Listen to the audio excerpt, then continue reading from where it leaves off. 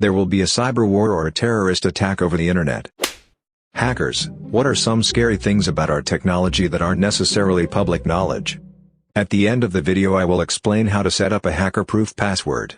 Penetration tester, here. I would say the scariest thing I run into on a daily basis is how shoddy in the security sense most of the code out there is. I deal mainly with web applications, and some of the things the developers come up with are amazing. It might be super fast and functional, but horrible security-wise.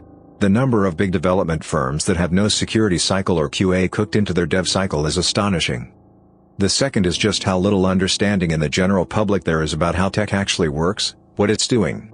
Everyone uses it for everything, yet there are people out there that are in charge of commerce apps that take your financial data that don't know what a web browser is. I actually think the general population is getting more tech illiterate. As devices have become more user-friendly, the level of IT knowledge required to use them has gone down dramatically. So what we have now is the equivalent of a bunch of toddlers running around with bazookas and not knowing what makes them go boom. You can use a very basic and very old exploit called ARP spoofing, or ARP poisoning, to intercept any traffic on your LAN, which on something like an office or college network may include hundreds of people. You can use this method to record everything they do on the internet and even extract any usernames and passwords they may use, Facebook, Gmail, etc. But what about SSL? You use a MIM attack. But won't that throw a CERT error? Yes, but most people ignore those. Bottom line is be careful what you do on public and semi-public, office, networks and try to just wait until you get home if it's sensitive data. Certainly don't do any banking on the airport or hotel Wi-Fi. The best way to get someone's password is to just ask for it. I really can't believe how many people still refuse to believe this, but administrators will never ever ask for your password. Stop giving that stuff out. If you get an email asking for your password, it's always a scam. Always, always, always. No exceptions. Seriously, people don't use the same password for anything. Hacker 101 is that once you compromise one account, ideally email, you go through their email notifications to see what other accounts they have. Then you go to those sites and try to log in with the same password. It usually works. Also, you really shouldn't even use the same username for different sites, because if I crack an account other than your email address I can still just Google your username or try sites I think you might visit. So your Reddit username should not be your Gmail username and they certainly should not be the same password. You can rather easily build at home a device which intercepts GSM, cell phone, data in the area. You can also easily build or buy a device which jams cell phones in the area. I should note that it's a felony to use or possess these. Yes, we can use malware to remotely activate your webcam, microphones, and whatever else is plugged into your computer. Cover the lens when you're not using it. Ditto on cell phones, but there's no much you can do about that short of removing the battery. Everyone should know about ATM skimmers. Google it. Large parts of hacking rely on exploiting the user, not the machine. We'll try to trick you or trap you into doing something stupid. It's much easier and more reliable than trying to actually compromise software. Most penetration testing firms have a 100% success rate when they're allowed to exploit users. You can have the strongest IT system in the world. You can spend billions on software and hardware protection, but if I can ring a new employee called Kathy and say, "Hey, Kathy, you're new here, right? Yeah, it's John from IT security. There's been a breach and I need sysadmin password quickly so I can patch it up." "Okay," says Kathy, under stress to fix the problem, and there I have it. I got the password. It's called social engineering, and 9 times out of 10 that's how people hack accounts. Those browser warnings about untrusted SSL certificates that everyone automatically bypasses could be an indicator that you're a victim of a man-in-the-middle attack. In other words, your data is being routed through an attacker's system, possibly through an ARP or DNS spoofing attack. By bypassing the warning messages, you have, possibly, just agreed to trust an attacker-supplied, self-signed SSL certificate. This isn't the case 100% of the time, but definitely a reason to pause and scrutinize the warning. Nearly every single Comcast router I've ever tested is vulnerable to a WPS, Wi-Fi protected setup, authorization bypass vulnerability. Disable WPS to protect yourself against it. Else any butthole can join your WPA2 protected Wi-Fi network in 10 hours or less with zero knowledge of your passphrase. Many office buildings have secure areas that require an ID badge for ingress access. However, when exiting said secure area, a proximity sensor detects the presence of a person on the secure side, and unlocks the door without requiring an ID badge. It's possible to abuse the behavior of the proximity sensor on the secure side of the door using a can of compressed air, effectively bypassing the need to have a valid ID badge. Physical storage doesn't last for as long as people think. CDs and DVDs have a finite lifespan. If you have photos backed up on a disc in the attic from the 90s, they could potentially fail if you ever wanted what was on them. Same thing with USB flash drives and HDDs a decade or two before they fail.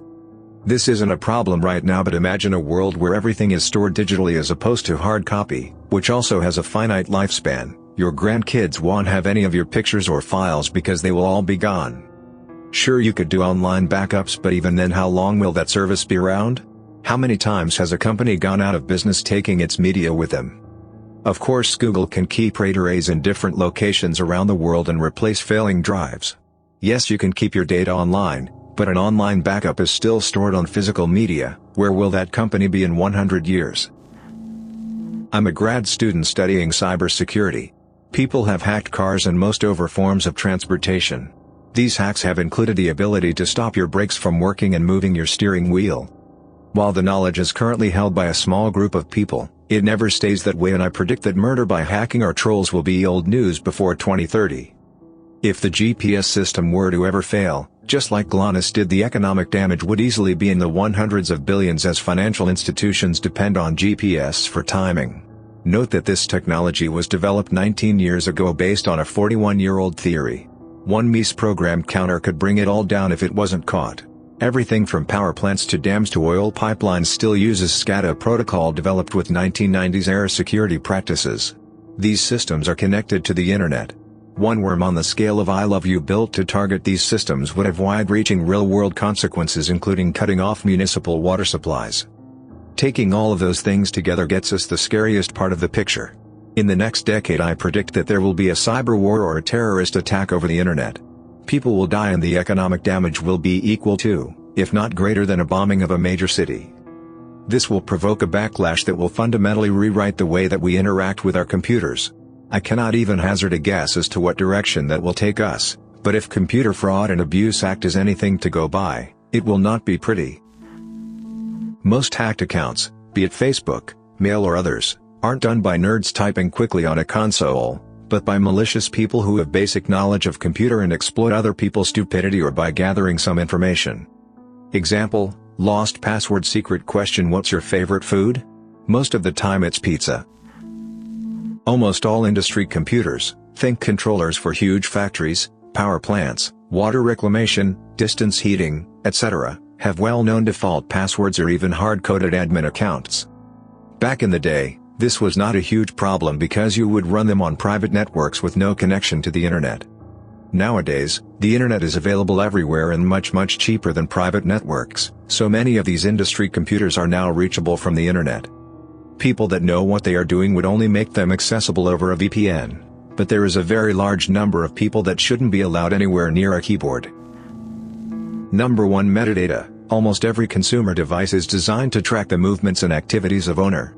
Digital cameras, cell phones, scanners, printers, camcorders, all save files that are stamped with metadata, date, time and serial number of the device. Printers put a tiny encoded serial number in the corner in almost invisible yellow ink. If you post a naked picture to r/gonewild and use the same camera to post pictures to Facebook, perverts, companies and intelligence agencies can track you by the metadata, and use it to build a detailed picture of your life by linking online accounts that may appear separate to the untrained eye. Number 2. Databases, online analytical processing, sometimes referred to as big data. This is something not many people, even techies, are fully aware of. The power of databases is extraordinary. To merge databases about people, all you need is a common unique identifier. This could be a SSN, a telephone number, an email address, but also something less tangible, like a signature generated from your browser habits. How many people really visit the sites that you do on a daily basis? Your browser settings, screen resolution, fonts installed, preferences set, etc. All you need is one common unique identifier to merge two databases containing potentially millions of records about millions of people. There is a huge black market for databases. Hackers steal databases and put them on BitTorrent. Companies go out of business. Often the most valuable asset during liquidation is the customer database. There are companies, agencies and individuals who collect and merge databases in order to harvest marketing info, or simply sell access to it as a service. Almost every time you hear about a data breach and you are asked to change your password, it's likely that all other information you sent to that company is also in the hands of somebody untrustworthy. Companies often encrypt, hash, salt their password fields. They don't protect user data in the same way as it's not practical for them to do so. Number 3. Cryptography. People need to learn how to encode their messages, to inform themselves about applications that can be trusted, channels of communication, that use an openly auditable, peer-reviewed process in its development. If these applications don't yet exist, we collectively need to start funding them as basic, simple-to-use tools of communication. Number 4. Centralized systems, aka the cloud. Okay, the cloud is a loaded term. It's a buzzword in IT with two meanings. One meaning is hosting of server and bandwidth provided by companies like Amazon, Azure, etc. You are an IT developer who has an application in mind for 100 servers, but might not need that many, then this is great. The other meaning of the cloud is when a company asks you to do something that would be normally done on your local PC, on their server. This is a bad thing. What they have done is renamed centralized computing common in the 1970s, where you had to ask an authority for permission to run code, and were only allowed to do what you wanted after receiving approval. This architecture is inherently authoritarian and undermines the power of the user. When Adobe moves Photoshop to the Creative Cloud, they are asking you to trust them to store all your work in progress. If these companies go out of business, or if they upgrade the software, or choose to double the price, you have a problem. You lose access to all your previous work, you can't export or save your files, and you are sharing your files with a third party. Same goes for Dropbox, Office 365, Google Docs, but even things we take for granted, web-based email. If webmail services were secure, why do businesses individually pay for expensive mail servers, software and maintenance? Number 5. The cost of free. People know this but have not thought about it deeply enough. The expression "if you're not paying, you're the product" completely rings true. Number 6. You're paying too much for crap software, with the amount we all pay in software licenses each year, for basically the same thing with a few new features and a little window dressing. For a fraction of this we can fund open source software developments that can be used for more. Did you know that you can use VLC Player to record anything to a file, stream from your webcam to the world, screen cap/stream your desktop? Projects like Media Goblin let you set up your own YouTube-type media sharing site.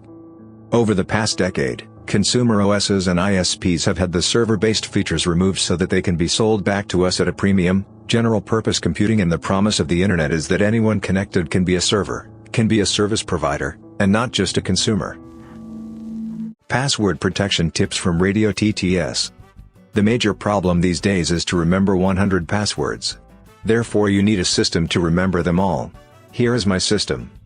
Think of a very random stupid long sentence that includes the name of a website. The sentence should at least have 8 words. For example, I am a major butthole when it comes to cybersecurity, but I will try to improve security on #Facebook. Remember that sentence. Now take the first letter of each word except the last word.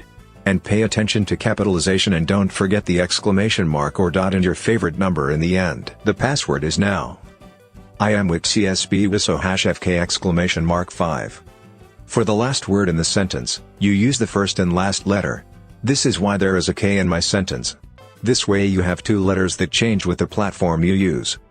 The same password for Twitter would be I am WICSB WISO #TR exclamation mark 5. This method is good, because you only have to remember one sentence, and because a password is more secure the more digits it has. Anything with more than 10 digits is very hard to hack and would take years to guess, even for a supercomputer. And no hacker can connect the dots when he has hacked one of your accounts. The hacker butthole will not know that the TR in the end means Twitter. He needs at least 2 of your passwords to figure out the connection. And it also fits the security requirements of any page, since it has capital letters, numbers and special characters. Anyway, thanks for listening to Radio TTS. Hit the subscribe button and activate the notification bell for more eye-opening videos about the danger from the internet. Check the original Reddit thread for edits and questions answered from the commenters. Find the link in the description below. And please share your own thoughts about the subject.